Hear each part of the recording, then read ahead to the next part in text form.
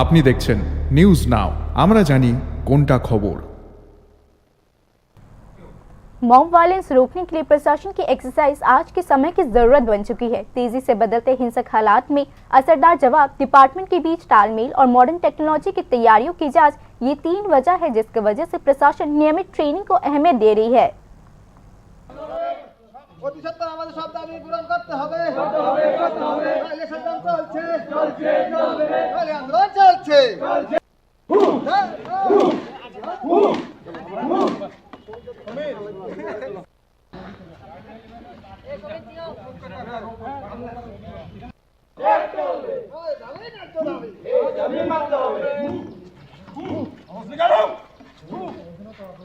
Mob violence या अचानक होने वाली हिंसा की घटनाओं पर लगाम लगाने के लिए प्रशासन अब धीरे धीरे बचाव के तरीकों पर ज्यादा जोर दे रही है। हाल के अशांति, लोगों के गुस्से और अफवाहों पर आधारित झड़पों के बाद सिक्योरिटी फोर्सेस ने महसूस किया है कि सिर्फ पुलिस की तैनाती ही काफी नहीं है, बल्कि अच्छी तरह से तालमेल वाली एक्सरसाइज से भी हालत को असरदार तरीके से कंट्रोल में लाया जा सकता है।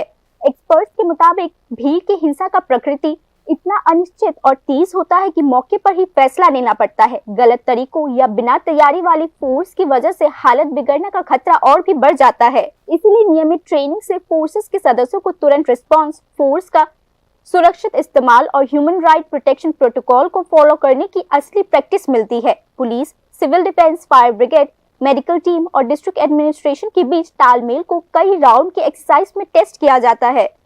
इससे हर ऑर्गेनाइजेशन की तैयारी, कमजोरियों और रिस्पांस टाइम का पता चलता है। इमरजेंसी कम्युनिकेशन सिस्टम, बैरिकेडिंग, भीड़ को हटाने की तकनीक, घायलों को तेजी से निकालना, सर्विलेंस या वाटर कैनन का इस्तेमाल, ये सब इस एक्सरसाइज में शामिल किया गया।